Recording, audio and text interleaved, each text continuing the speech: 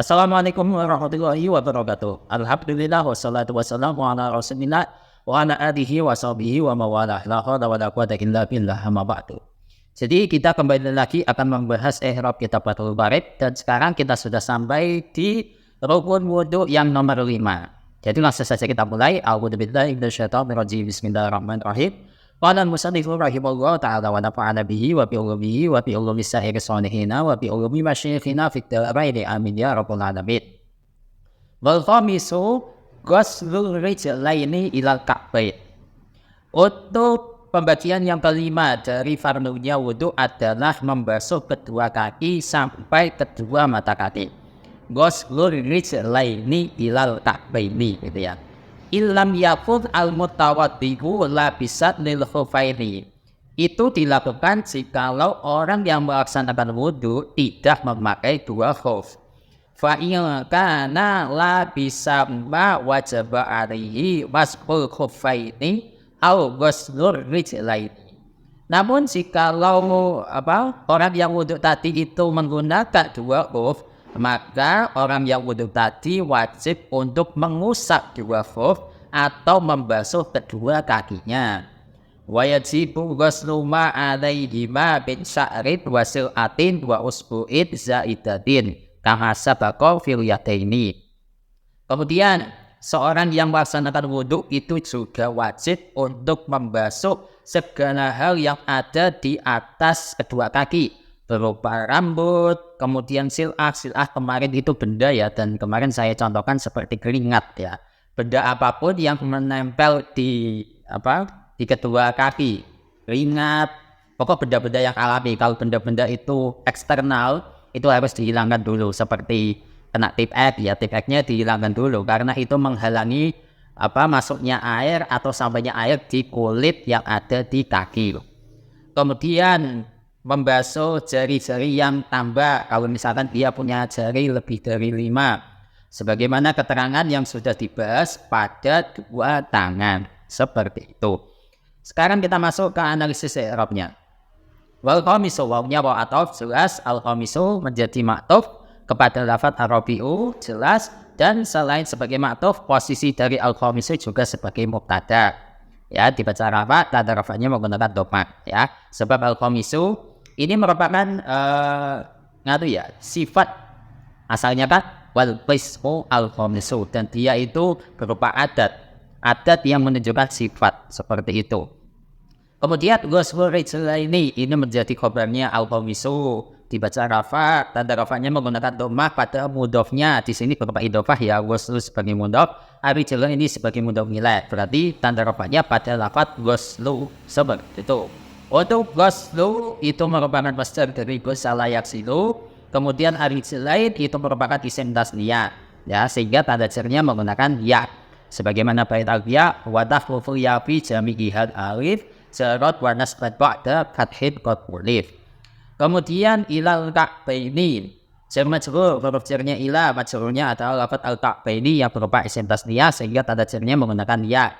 Untuk ila di sini faedahnya adalah intihaul ghayat. Jadi batas minimal membasuh kedua kaki itu sampai kedua mata kaki. Alangkah lebih baik kalau ditambahkan, ya, dilebihkan.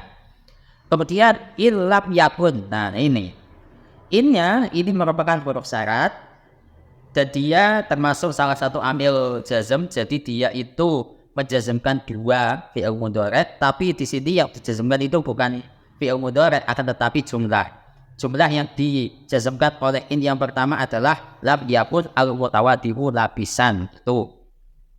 Kemudian lam merupakan salah satu amil jazm lagi, namun yang lam itu menjazmkan satu fi'il mudhari'. Kemudian yakun adalah fi'il mudhari' yang dibaca jazm sebab kemasukan lam, seperti itu. Kemudian al-mutawaddi'u itu menjadi isimnya yakun atau isimnya kana, dibaca rafa, tanda rafanya menggunakan dhammah sebab al-mutawaddi'u adalah isim mufrad dan senggotnya adalah isim fa'il dari tawaddu'a ya tawaddu'u. Kemudian labisan itu menjadi khobarnya yakun atau kana, dibaca nasab, tanda nasabnya menggunakan fathah sebab labisan adalah isim mufrad dan senggotnya adalah isim fa'il. Kemudian lil khuffaini Ini jar majrur, huruf jarnya lam, majrurnya adalah lafaz khuffaini atau al-khuffaini. Di situ ada alnya ya. Lil khuffaini. Lam huruf jar, kemudian al-khuffaini. Gitu ya. Dan kalau misalkan ini kalau dikasih jabatan atau posisi atau tarkib, berarti lil khuffaini tarkibnya ini sebagai maf'ul bih yang ghairu sharih. Maf'ul bih dari mana? Maf'ul bih dari lapisan. Lapisan tadi kan isim fa'il, dan labisa yalbasu itu adalah salah satu fi'il muta'addi, jadi butuh kepada maf'ul. Makanya lil khuffaini ini sebagai maf'ulnya lapisan, seperti itu. Nah, tadi itu sebagai syarat. Kemudian mana jawabnya? Jawabnya ini dibuai. Dan ini saya menemukan jawabannya di kitab ini, Jami'ul Durus Al-Arabiyah, di halaman 327. Mengenai ketentuan membuang jawabnya syarat. Di sini diterangkan bahwa jawabnya syarat itu bisa dibuang manakala ada dalil yang menunjukkan kebolehannya.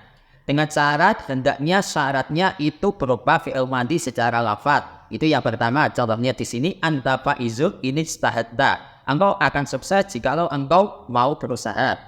Nah, kemudian ini yang menjadi jawabnya tadi, au mudhari'an muqtarinan bilam, atau syaratnya itu berupa fi'il mudhari' yang disertai dengan lam. Nah, atau muqtarinan atau muqtaronat itu ya bacanya. Fi'il mudhari' yang disertai dengan lam. Di sini contohnya, anta khasirun illam tajtahid. Engkau akan menjadi orang yang rugi kalau engkau tidak mau bersungguh-sungguh. Jadi di sini jawab dari mana tadi? Illam yakun al-mutawaddi'u labisanil khuffain, itu jawabnya dibuang, seperti itu. Ya, itu untuk jawabannya di kitab Jami'ul Durus Al-Arabiyah halaman 327, seperti itu. Titik.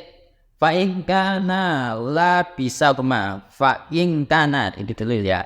Fa'nya ini saya jadikan sebagai fa tabrek ya. Mungkin kalau kalian punya jawaban yang lebih tepat silakan tulis di kolom komentar. Kemudian untuk in itu adalah huruf syarat yang dia itu menjazmkan dua fi'il mudhari', tapi di sini yang dijazmkan bukan fi'il mudhari' akan tetapi jumlah. Jumlah pertama yang dijazmkan oleh in adalah kana labisa bima. Tuh.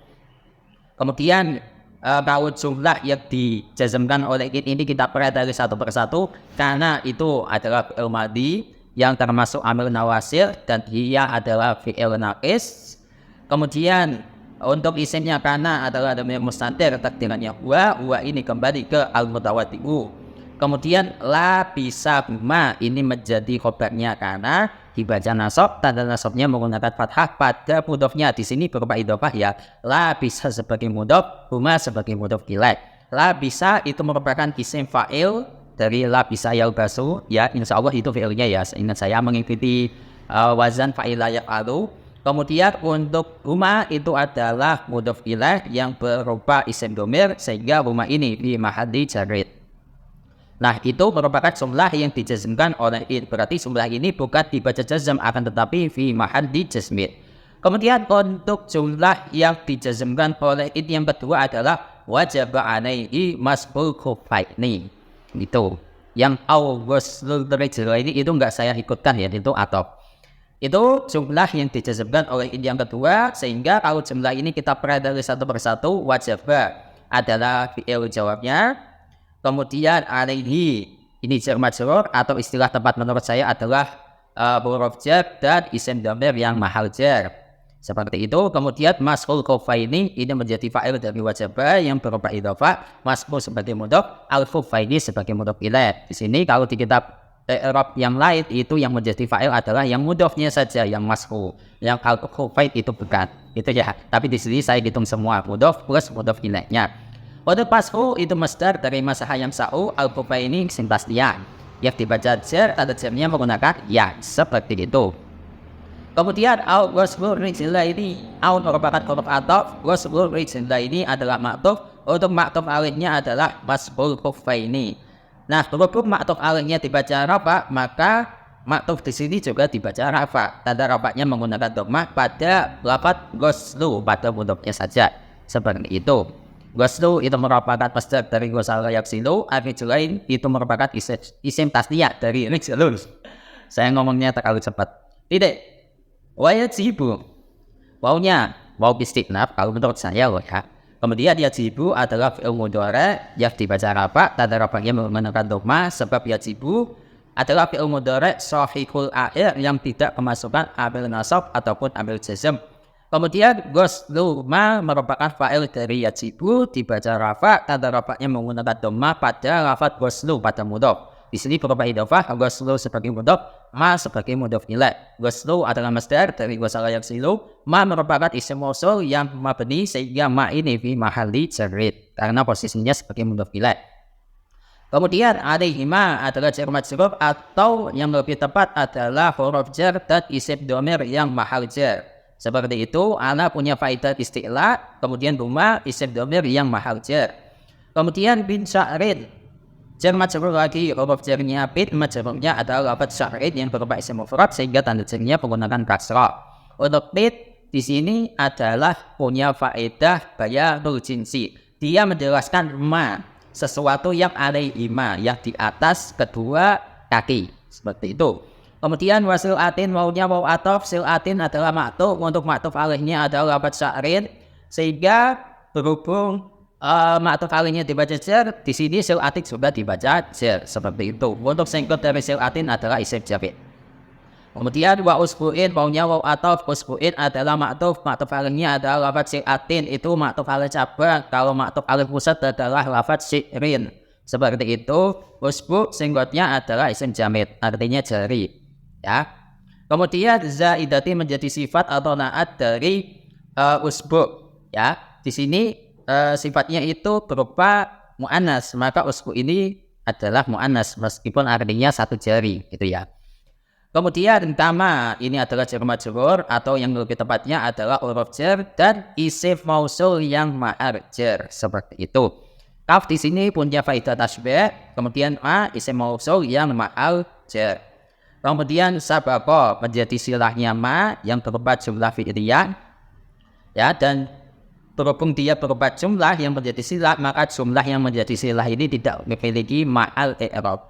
Nah, kalau silah yang berupa jumlah fi'liyah ini kita pelajari satu persatu. Sabaqo adalah fi'il madhi yang mabni fathah, kemudian bentuk fa'il dari sabaqo adalah dhamir mustatir, takdirannya huwa, dan huwa ini kembali ke ma. Sekaligus dhamir mustatir ini sebagai a'id atau dhamir yang kembali kepada isim mausul. Kemudian fil yataini jar majrur, huruf jarnya fi, majrurnya adalah lafaz al yataini yang berupa isim tasniyah sehingga tanda jarnya menggunakan yak, seperti itu. Untuk fi-nya di sini punya faedah dzarfiyah dan dia menunjukkan keterangan tempat. Ya, sebagaimana keterangan yang sudah dijelaskan pada pembahasan kedua tangan atau pada pembahasan membasuh kedua tangan, menunjukkan dhorob makan. Wallahu a'lam bishawab, semoga ini bermanfaat untuk kalian. Dan insyaallah untuk pembahasan selanjutnya yang rukun terakhir yaitu tertib, insyaallah akan kita lanjutkan di kesempatan selanjutnya. Wassalamualaikum warahmatullahi wabarakatuh.